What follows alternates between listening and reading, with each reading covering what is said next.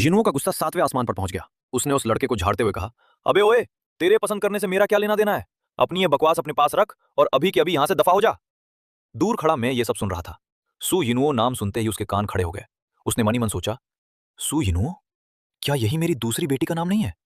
पर हानहान ने तो कहा था कि उसकी दूसरी बेटी बिल्कुल उसकी हमशक्ल जुड़वा है। दोनों हूबहू एक जैसी दिखती हैं।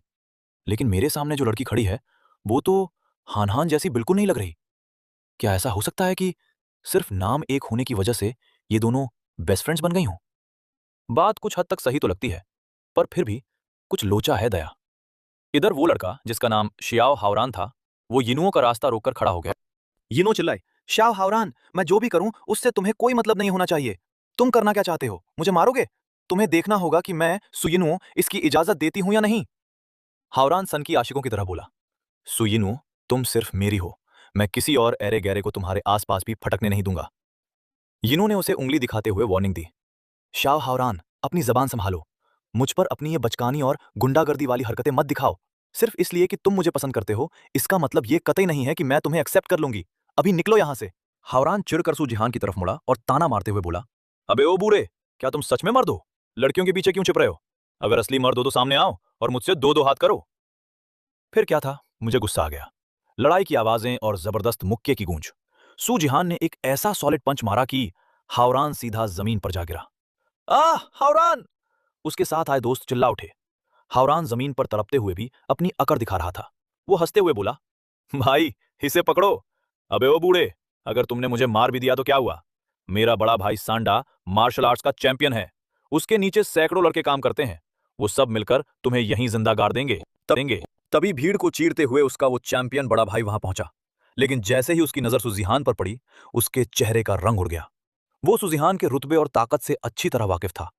वो चैंपियन भाई तुरंत मेरे आगे हाथ जोड़कर खड़ा हो गया और बोला, भाई सू, मेरे इस बेवकूफ छोटे भाई ने आपके सामने जबान चलाई और आपका अपमान किया। प्लीज, बड़े दिल वाले बनिए और इसकी इस नादानी को भूल जाइए। इसे माफ कर दीजिए सर। फिर वो घूमकर हावरान पर चिल्लाया, अबे साले, तेरी हिम्मत कैसे हुई भाईसू के सामने अपनी औकात दिखाने की? चुपचाप भाईसू के पैर पकड़ और अभी के अभी माफी मांग। हावरान की पूरी हेकड़ी ढीली हो चुकी थी। वो थर थर कांपते हुए बोला, भाई, मुझे माफ कर दीजिए। मुझसे बहुत बड़ी भूल हो गई। हावरान हाथ जोड़कर गिड़गिड़ाने लगा, सुगे भाई सू, मुझे माफ कर दीजिए। मुझसे सच में बहुत बड़ी गलती हो गई। उसका चैंपियन भाई उसे डांटते हुए बोला, सुगे, मेरे इस बेवकूफ भाई को अपनी गलती का एहसास हो गया है। अब तुम दोनों अभी के अभी यहां से दफा हो जाओ और दोबारा कभी सुगे या उनके दोस्तों को परेशान करने की हिमाकत मत करना, वरना मैं खुद तुम्हारी टांगे तोड़ दूंगा। माहौल शांत होते ही वो खूबसूरत लड़की जो सू जिहान से बात कर रही थी, थोड़ा झेपते हुए बोली, सुगे, तो मैं आपकी शॉपिंग में अब और खलल नहीं डालूंगी। मैं यहां से निकलती हूं।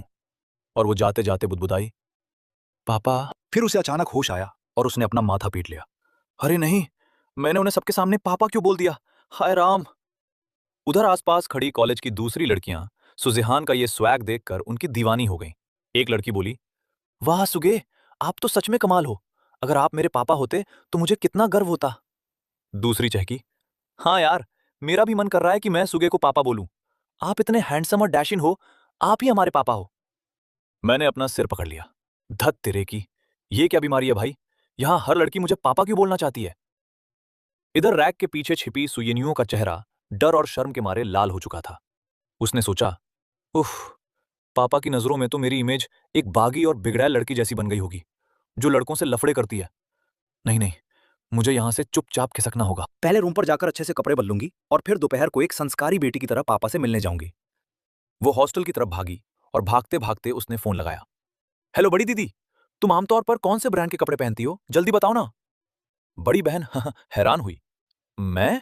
वो, हाँ, डुईशे ब्रांड के। पर छोटी, तू अचानक ये सब क्यों पूछ रही है? यिनियो ने बात घुमाई। अरे बस ऐसे ही नहीं पूछ सकती क्या? अच्छा रखती हूँ। फोन कटने के बाद हाँ हाँ सोच में पड़ गई। उसने ग्रुप चैट पर बाकी बहनों से पूछा, सुनो, यिनियो मुझसे पूछ रही थी कि मैं कौन से ब्रांड के कपड़े पहनती हूँ। क्या वो हाडू स्टोर से शॉपिंग करने जा रही है? चौथी बहन ने तुरंत रिप्लाई किया, बिल्कुल नहीं दीदी, मैं उसे पहले भी उस स्टोर पर ले गई थी। वो कभी अंदर तक नहीं गई। उसे दुकान के बाहर बैठकर सोडा पीना ज्यादा पसंद है। पक्का वो अपनी किसी दोस्त के लिए पूछ रही होगी। हान हान ने कहा, हो सकता है। तभी हान हान की नजर दीवार घड़ी पर पड़ी। अरे बाप रे, सुबह के 7:30 बज गए। वो उछलकर बिस्तर से उतरी। मुझे जल्दी से नहाकर नाश्ता बनाना होगा, ताकि जब पापा घर आएं तो उन्हें एकदम गर्मा गर्म नाश्ता मिले। कुछ ही देर में सू जिहान घर लौटे। हान हान किचन में नूडल्स उबाल रही थी। उन्हें देखते ही वो चहकी, पापा आप आ गए। बस 2 मिनट रुकिए, मैं आपके लिए नूडल्स बना रही हूँ, जल्दी ही तैयार हो जाएंगे। मैं दरवाजे पर खड़ा होकर मुस्कुराने लगा। घर लौटकर अपनी इतनी प्यारी बेटी को खुद के लिए नाश्ता बनाते देखना उसके दिल को छू गया था। वो अंदर आया और सोफे पर बैठते हुए बोला, आज सुबह जब मैं सुपरमार्केट गया था तो वहां माउडा यूनिवर्सिटी की तुम्हारी एक दोस्त से मिला था। हाँ हाँ ने चौंक कर किचन से बाहर झांका। दोस्त? लेकिन पापा, मैं खुद माउडा यूनिवर्सिटी में ही तो पढ़ती हूं। मेरी आंखें थोड़ी सुकुड़ी। उसे याद आया कि सुपरमार्केट वाली लड़की का नाम भी सू यिनुओ था। क्या कहानी में कोई नया ट्विस्ट आने वाला था? हाँ हाँ ने नूडल्स को प्लेट में निकालते हुए कहा, अरे पापा, माउडा यूनिवर्सिटी में मेरी कोई दोस्त नहीं है। पर हाँ, मेरी दूसरी बहन सू यिनुओ उसी कॉलेज में पढ़ती है। मेरे हाथ से पानी का ग्लास छूटते छूटते बचा। क्या? सू यिनुओ वहां है? क्या तेरे पास अपनी उस दूसरी बहन की कोई फोटो है? हाँ हाँ ने अपना फोन निकाला। हाँ पापा, मैं कल आपको दिखाना भूल गई थी, मैं अभी व्हाट्सएप करती हूँ। जैसे ही सू जिहान के फोन की स्क्रीन पर फोटो चमकी, उसके होश उड़ गए। ये वही लड़की थी जो सुबह सुपरमार्केट में लड़कों को धो रही थी। ओ तेरी, तो ये सच में मेरी दूसरी बेटी सू यिनुओ ही है। और मुझे अच्छे से याद है कि उसने जाते जाते मुझे पापा भी कहा था। मैंने अपना सिर पकड़ लिया, अरे यार। और मैंने गुस्से में आकर उसे हाँ हाँ की दोस्त बोल दिया था। अब मैं क्या करूं? मुझे रूठी हुई बेटियों को मनाने का कोई एक्सपीरियंस नहीं है भाई। तभी बैकग्राउंड में एक मोटिवेशनल म्यूजिक बजने लगता है। सुजिहान ने खुद को शीशे में देखा और हौसला बढ़ाया। चलो सुचैन, तुम कर सकते हो। आखिर तुम उनकी असली बाप हो। वो तुम्हें जरूर पसंद करेंगी।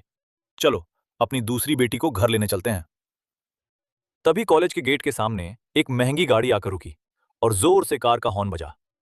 गाड़ी का शीशा नीचे हुआ और मैंने आवाज लगाई, इधर आओ। असल में सू जिहान को लगा कि गेट पर खड़ी लड़की हाँ हाँ है, क्योंकि दोनों जुड़वा बहनें बिल्कुल एक जैसी दिखती थीं। पर जैसे ही वो लड़की कार की तरफ बढ़ी, मेरे को कुछ अजीब लगा। उसने ध्यान से देखते हुए सोचा, क्या हाँ हाँ ने आज कुछ अलग तरह का लंबा सफेद जैकेट पहना है? और इसके चलने का स्टाइल भी मेरी हाँ हाँ से थोड़ा अलग क्यों लग रहा है?